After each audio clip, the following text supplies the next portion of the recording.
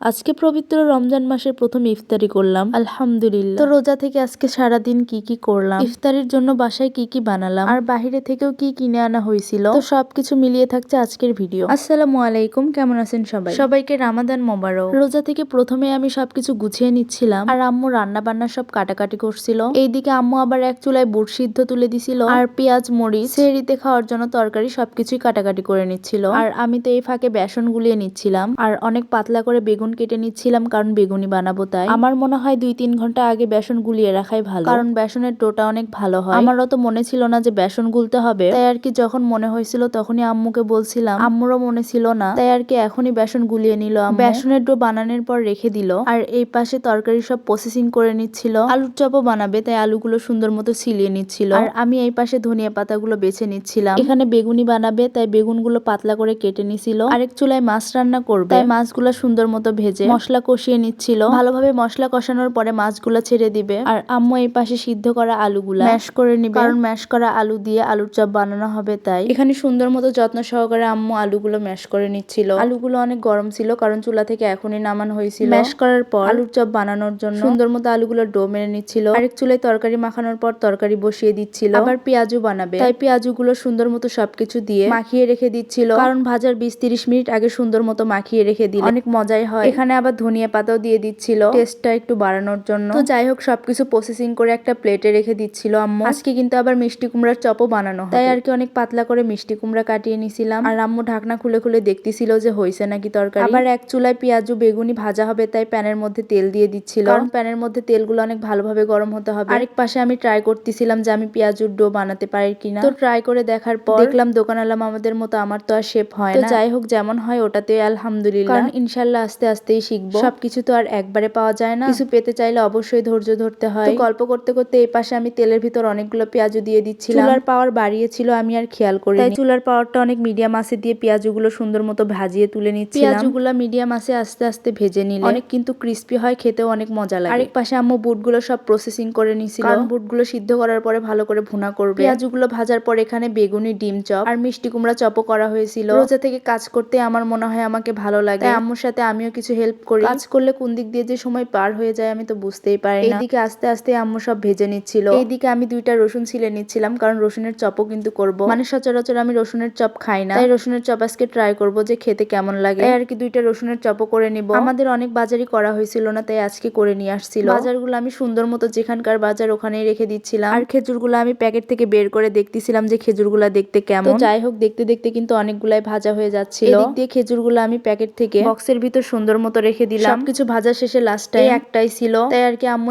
একটাই তেলের ভিতর ছেড়ে দিল। আরেক চুলায় তরকারি হওয়ার পর এখানে বুটগুলো সুন্দর মতো কষিয়ে নিবে, তাই আর কি মশলা কষাচ্ছিল। মশলা কষানোর জন্য প্রথমে পেঁয়াজ আর কিছুটা কাঁচামরিচ সুন্দর মতো ভেজে নিচ্ছিল, আর এই পাশে বুট আর একটা আলু সুন্দর মতো সিদ্ধ করে রেখে দিয়েছিল। তো সব রান্না বান্না শেষ করে ইফতারির সময় হয়ে যাচ্ছিল, তাই আর কি আমি সুন্দর মতো ইফতারি গুলা প্লেটে সাজিয়ে নিচ্ছিলাম। মুড়ি আর ইফতারি সবকিছু দিয়ে মাখানো হবে, তাই আর কি সবকিছু মুড়ির ভিতর দিয়ে মাখিয়ে নিবে। ইফতারির সময় এটা খেতে কিন্তু অনেক টেস্ট। তো যাই হোক, আপনারা প্রথম রোজায় কি দিয়ে ইফতারি করছেন অবশ্যই কমেন্ট করে জানাবেন। আজকের ভিডিও ছিল এই পর্যন্ত। যারা ফেসবুক থেকে দেখছেন অবশ্যই ফলো দিতে ভুলবেন না, আর যারা ইউটিউব থেকে দেখছেন অবশ্যই ইউটিউব চ্যানেলটা সাবস্ক্রাইব করবেন। ভালো থাকবেন সবাই, আল্লাহ হাফেজ।